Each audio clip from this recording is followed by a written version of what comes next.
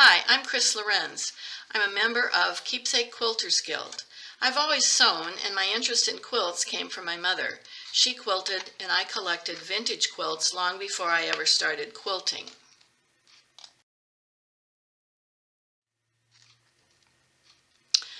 I'd also find old tops like this pink one that originally had not been quilted, and Mom would quilt them for me or my sister. I didn't really start quilting until I retired about 20 years ago. Then I took a basic class at a local quilt shop, as everything in quilting is so very different from garment sewing that I'd always done, and this flannel quilt was what we did in that class. Eventually I joined the guild and began taking their workshops, learning more methods and techniques, getting acquainted with more members, and meeting amazing teachers. We all learn so much in guild classes and meet people who are now great friends.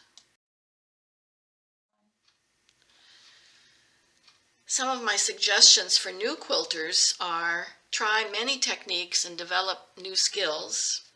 Build your stash gradually. Don't try to go out and buy everything all at once. Buy good quality tools and supplies. Buy quality fabric from reputable local quilt shops. Try different styles like modern, applique, wool, traditional, reproduction fabrics or patterns, novelty quilts, table runners, or anything that is outside your comfort zone. And then try to have a designated area for your sewing that you can organize and try to keep organized. And this is a couple shots from my sewing room.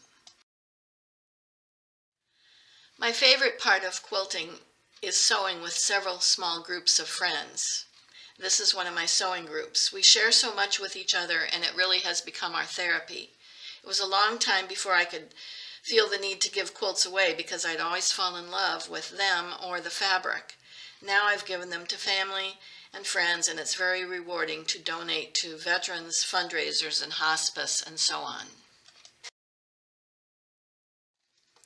This is one quilt that almost didn't survive. I had all the blocks made and had accidentally set an iron on top of the blocks, a stack. I didn't know the iron was still on low, and a couple of weeks later I discovered that many of the blocks were badly scorched. I was so mad and frustrated I put the blocks aside for about 3 years before I could face them again. I finally remade the damaged blocks and finished the quilt. The original name of the quilt was to be Stars and Geese, but it's been renamed Cooked Goose. My favorite quilts are usually the ones I'm currently working on or have recently finished. This is Lake Waves, which is a small quilt, and the blue one is Indigo and Batik Blues.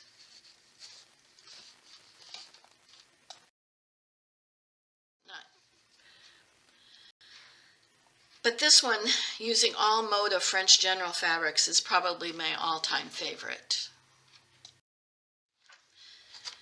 I also love decorating with my quilts and displaying them in different ways around the house. I want them out where we can see them and enjoy them, and many are seasonal.